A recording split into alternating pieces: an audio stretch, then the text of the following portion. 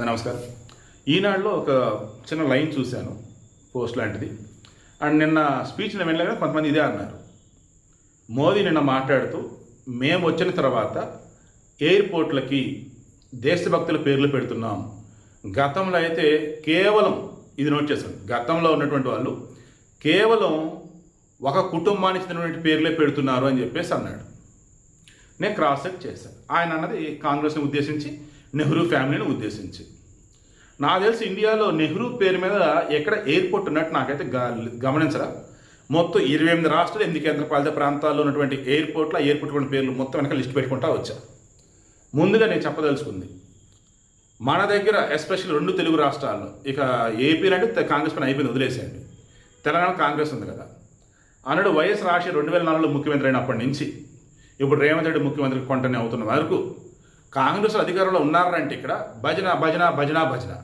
రాహుల్ గాంధీ, ఇందిరాగాంధీ, రాహుల్ గాంధీ, ఇందిరాగాంధీ, కుదిరితే రాజీవ్ గాంధీ తప్ప ఇక వేరే వాళ్ళు రావు. ప్రజెంట్ సోనియమ్మని కలవరిస్తేనే మనకు 11 ఉన్నారు. గతంలో కూడా అంతే. పథకాలకు పేర్లు పెట్టాలన్నప్పుడు చనిపోయిన వాళ్ళ పేర్లు పెడుతూ ఉంటారు. అలా ఇందిరాగాంధీ పేర్లు, రాజీవ్ గాంధీ పేర్లు పెడుతున్నారు వీళ్ళు. అలా మన దగ్గర రాజీవ్ గాంధీ ఇంటర్నేషనల్ ఎయిర్పోర్ట్ అని చెప్పి శంషాబాద్కి పెట్టారు. వాస్తవానికి బేగంపేట ఉన్నటువంటి ఒక టెర్మినల్కి ఎన్టీఆర్ పేరు ఉండేది. ఆ రోజు రాజశేఖర రెడ్డి, ఇతను ఈ జగన్మోహన్ రెడ్డి అంతా ఒకే బ్యాచ్. అసలు టీడీపీ అన్నా ఆ కమ్మోళ్ళన్నా ఇలా పడదన్నమాట. అలా ఎన్టీఆర్ పేరు తీసేసి రాజీవ్ గాంధీ పేరు పెట్టేశాడు టోటల్ ఎయిర్పోర్ట్ మొత్తానికి. ఇక్కడ ఉన్నటువంటి మిగతా కూడా ఎవరు ఏమనలేదు, అయిపోయింది. సో అలా శంషాబాద్ ఎయిర్పోర్ట్కి రాజీవ్ గాంధీ ఇంటర్నేషనల్ ఎయిర్పోర్ట్. తర్వాత ఢిల్లీ, అక్కడ ఇందిరాగాంధీ చనిపోయిన తర్వాతనే ఆ ఎయిర్పోర్ట్కి ఇందిరాగాంధీ ఇంటర్నేషనల్ ఎయిర్పోర్ట్ అని పేరు వచ్చింది, పేరు పెట్టారు. ఇక మిగతా క్రాస్ చెక్ చేశారు. వారణాసి వాల్మీకి ఎయిర్పోర్ట్, అయోధ్యలో ఉన్న ఎయిర్పోర్ట్ పేరు వాల్మీకి ఎయిర్పోర్ట్.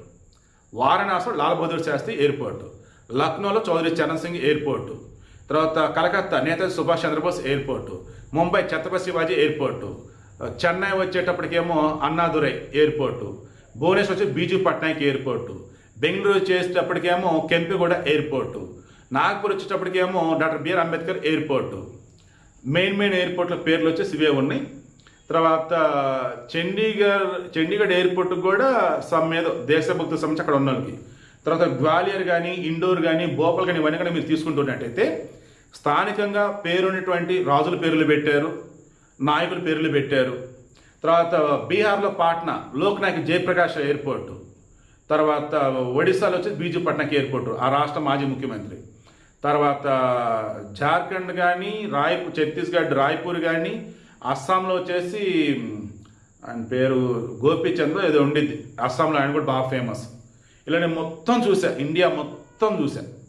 చెన్నైలో అన్నదురై ఎయిర్పోర్టు, తిరువనంతపురంలో వచ్చేటప్పటికి తిరువనంతపురం, కొచ్చి, తర్వాత కోజికోడు, కన్నూరు, ఎక్కడ కూడా ఈ ఇందిరాగాంధీ, రాజీవ్ గాంధీ పేర్లు ఎక్కడా లేవు. ఒకటి ఢిల్లీ ఇందిరాగాంధీ, తర్వాత హైదరాబాదు రాజీవ్ గాంధీ. ఇంకా చెప్పాలంటే ఉత్తరప్రదేశ్లో ఎక్కడో ఒక ఎయిర్ స్ట్రిప్ ఉంది, దానికి మళ్ళీ డాక్టర్ బిఆర్ అంబేద్కర్ ఉంది. మొత్తం నేను చెక్ చేస్తే 2 చోట్ల డాక్టర్ బిఆర్ అంబేద్కర్ పేరు ఉంది ఎయిర్పోర్ట్లో ఎయిర్ స్ట్రిప్ కావచ్చు. ఓన్లీ ఒక ఎయిర్పోర్ట్కి రాజీవ్ గాంధీ పేరు, ఒక ఎయిర్పోర్ట్కి ఇందిరాగాంధీ పేరు, అది కూడా చనిపోయిన తర్వాత.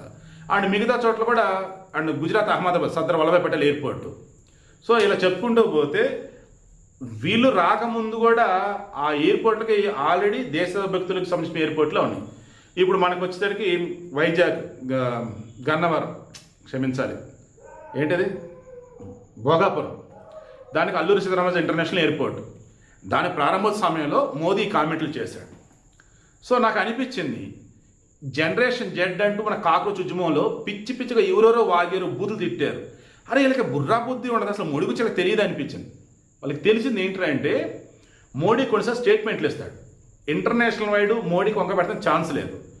దేశపరంగా అన్నప్పుడు, డొమెస్టిక్ అన్నప్పుడు, ఇక్కడ ఇంటర్నల్గా అన్నప్పుడు ఆయన రాజకీయం చేస్తాడు. రాజకీయం చేసినప్పుడు విమర్శిస్తాడు.